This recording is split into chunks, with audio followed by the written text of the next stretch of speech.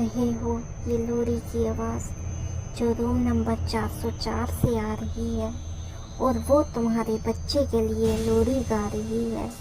मुझे लगा था ये सब झूठ है जब तक समीर और ईशा उस फ्लैट में शिफ्ट नहीं हुए।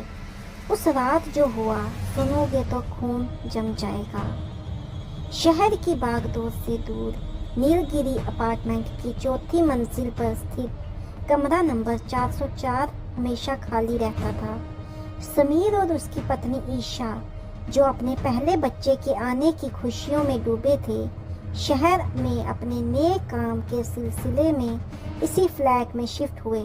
उन्हें ये फ्लैट काफ़ी सस्ता और शानदार मिल गया था, इस बात से अनजान कि इस दीवार के पीछे क्या छिपा है।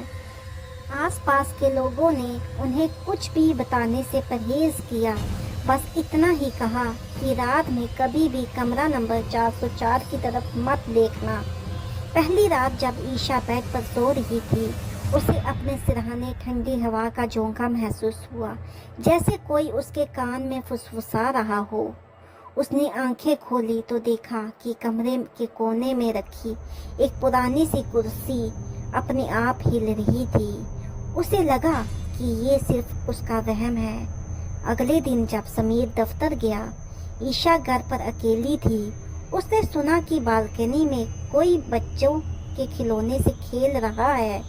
जब वह बाहर की तो वहां उसने देखा कोई बच्चा नहीं था, बस फर्श पे एक पुरानी सी लकड़ी की गुड़िया पड़ी थी जिसे उसने कभी खरीदा नहीं था। तभी किचन से जोरदार आवाज आई, जैसे किसी ने कांच की चूड़ियां फर्श पे दे मारी हों। ईशा दौड़कर वहां पहुंची तो उसने देखा कि हवा में कोई अदृश्य आकृति उसके पेट की ओर हाथ बढ़ा रही थी।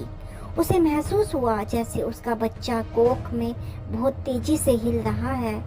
वह चीख पड़ी, लेकिन आवाज उसके गले से बाहर नहीं आ रही थी।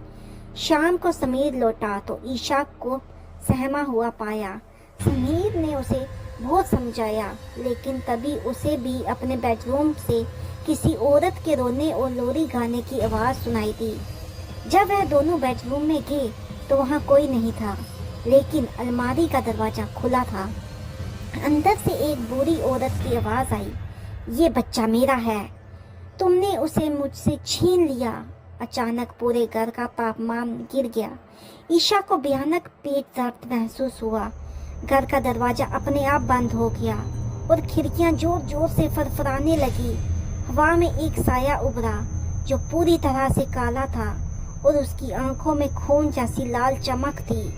समीर ने अपनी पत्नी को बचाने की कोशिश की, लेकिन किसी अदृश्य शक्ति ने उसे दीवार पर दे मारा। बाद में पता चला कि सालों पहले वहां रहने वाली एक महिला ही अपनी ही मानसिक बीमारी और बच्चे की चाहत में उस कमरे में खो गई थी। उसने उस घर को अपनी दुनिया बना लिया था और आने वाले किसी भी नए जोड़े को वो बर्दाश्त नहीं कर पाती थी।